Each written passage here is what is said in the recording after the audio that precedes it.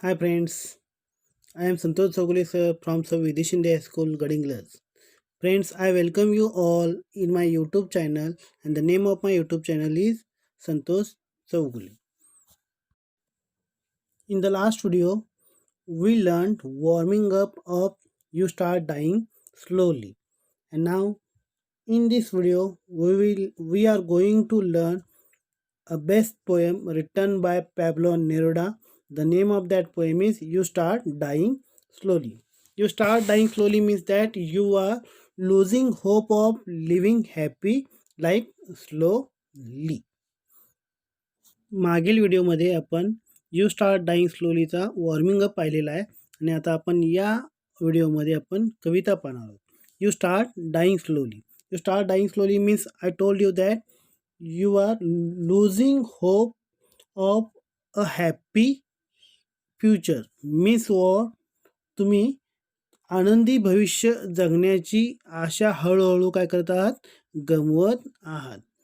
and so you have to live life your happily the poet want to tell in this poem. Okay, in this poem there is no rhyming words means it is a free verse. Okay, या कवितेमध्ये rhyming words नाही आहेत, त्यामुळं ही कविता कशी आहे free वर्स आहे. Okay, लिहिता येईल rhyme scheme the free verse लिहायचं आहे. There is no rhyme scheme, it is a free verse. Understood. Now look at the first stanza. If you do not travel, if you do not read, if you do not listen to the sounds of life, if you do not appreciate yourself, you start dying slowly. The poet said that if you do not travel, means what?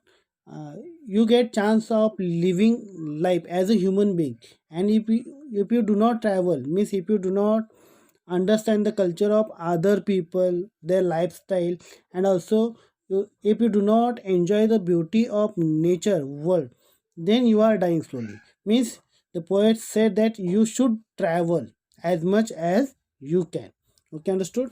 The next is if you do not read. Here the poet said that you should read. If you do not read, then you are dying slowly. Means you are losing hope of a happy life. Because reading is very important in our life to increase our knowledge. Okay, आपण जर प्रवास जर केला नाही, travelling केलं नाही, तर आपण काय करू शकणार नाही आहे, वेगवेगळ्या देशातील वेगवेगळ्या लोकांची संस्कृती, त्यांची जीवन पद्धती बघू शकणार नाही आहे, किंवा जे सुंदर असं जग आहे ते आपल्याला पाहायला मिळणार नाही आहे. म्हणजेच आपण काय करणार आहोत, आपलं आनंदी आयुष्य जगणार नाही आहात, कारण की आपल्याला माणूस म्हणून जन्माला आल्यानंतर आपण या सर्व गोष्टींचा आनंद घेणं गरजेचं आहे.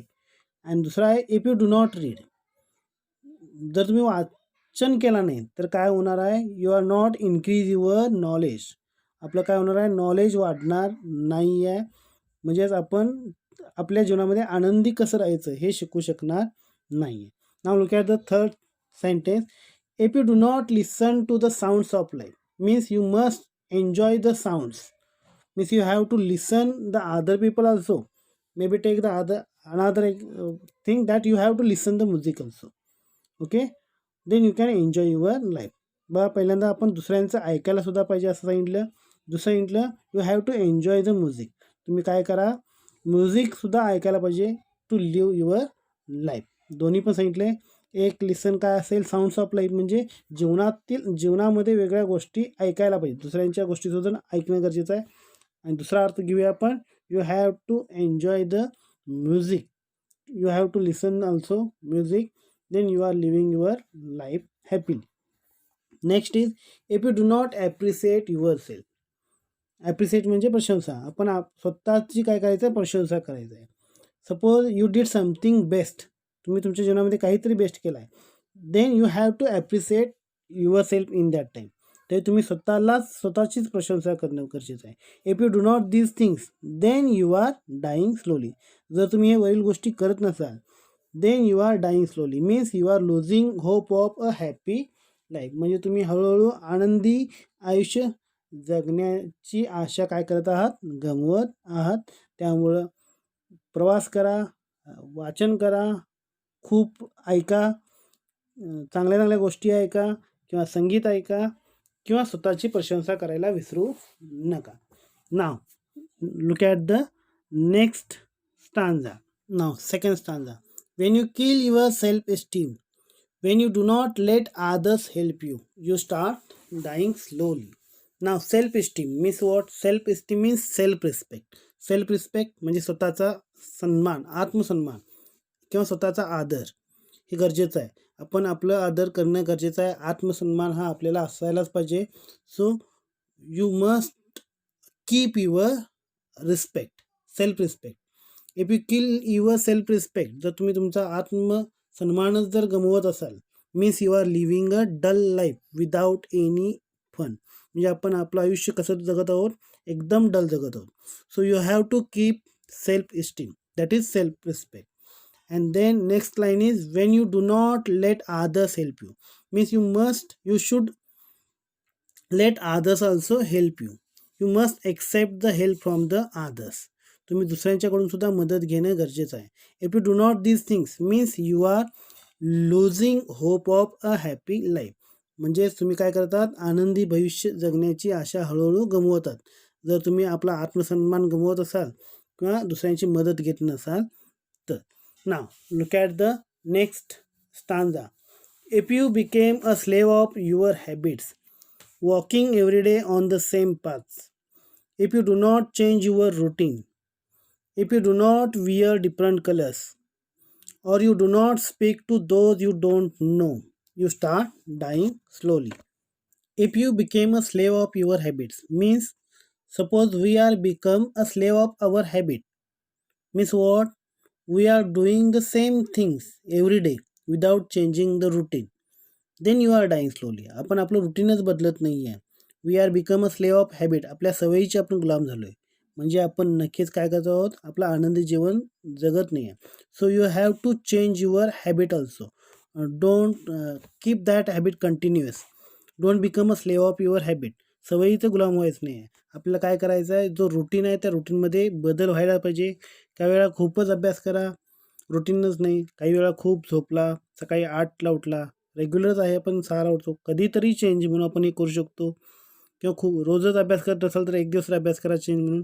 रोज अभ्यास करत असाल तर एक दिवस खेळा चेंज म्हणून. Means if you do not means you must not become a slave of your habit. Walking every day on the same path, it is also one habit. It is not a good thing to walk on the same path. वॉकिंगला गेला आहे, morning वॉकला जाताना रोज एकाच पाथवरती जाणं, it is not interesting. You have to change the paths also. Like in a dinner or in a lunch, you want new things every day. Like that, in a habit also, you have to change your habit. Don't become a slave of your habit. If you do not change your routine, if you do not wear different colors, we must wear different colors. Now it is a trend that wear a different colors. आता तर ट्रेंडच आहे, वेगवेगळ्या प्रकारचे कलरचे कपडे आपण वापरतोच. बरोबर आहे ना? Means you should wear different colors means you have to wear different types of dresses, okay? But don't think about the school uniform. School uniform, it is very important for your school life because equality, समानता. आपल्याला त्यासाठी ते uniform गरजेचंच आहे. Don't think about that uniform, but you have to wear different colours in life. In future you will do that. Or you do not speak to those you don't know. It is important, you must speak with the people, with unknown people, okay? We have to speak with a strange people. अनोळखी व्यक्तींशी आपल्याला बोलायलाच पाहिजे. आपण आपल्या जीवनामध्ये कधी पण सवयीचा गुलाम व्हायचं नाही आहे. एकाच मार्गावरून चालायचं नाही आहे. किंवा रुटीन आपण जर बदलत नसेल किंवा आपण अनोळखी व्यक्तींशी बोलत नसेल तर काय करत आहोत? आपण आपलं आनंदी जीवन जगण्याची आशा हळूहळू गमवत आहोत. So you have to enjoy your life. For that you have to do so many things the poet told here. Now look at the next stanza. If you avoid to feel passion and their turbulent emotions, those which make your eyes glisten and your heart beat fast, you start dying slowly. If you avoid to feel passion and their turbulent emotions, जर तुम्ही fashion, तुमचे जे passions आहेत, आवडी आहेत, निवडी आहेत किंवा ज्या भावना आहेत, if you avoid that to feel that or to their turbulent emotions, किंवा त्यांच्या ज्या ट्रिब्युलंट इमोशन्स आहेत, ट्रिब्युलंट मीन्स अनस्टेडी इमोशन्स, ज्या भावना आहेत, चंचल अशा भावना आहेत, if you avoid that then you are dying slowly. जर आपल्या ज्या आवडी आहेत, ज्या निवडी आहेत, जर तुम्ही त्याच्या टाळत असाल, then you are dying slowly. Means you should feel the passion and their turbulent emotion. म्हणजे तुम्हाला काय करायचं आहे, ज्या तुमच्या आवडी आहेत किंवा त्यांच्या ज्या चंचल अशा भावना आहेत, त्या तुम्ही समजून घ्यायला पाहिजेत, फील करायला पाहिजेत आणि त्यांचा आनंद घ्यायला पाहिजे. Because those emotions, those passions make your eyes Glisson's. कारण की त्या पॅशन्समुळे तुमचे काय होतात, आईज ग्लिसन होतात, म्हणजे चमकत असतात. And your heartbeat become fast. आणि तुमच्या हृदयामध्ये हार्टबीट जोरात वाजत असतात. Means you are very happy. But you avoid that, then you are dying slowly. म्हणजेच आपल्या जीवनामध्ये आपण आपल्या आवडीनिवडी पाळायच्या असतात, त्या पूर्ण करायचा प्रयत्न करायचा असतो, कारण की त्याच्यातूनच आपल्याला आनंद मिळत असतो. परंतु आपण हे करत नसाल, then you are dying slow.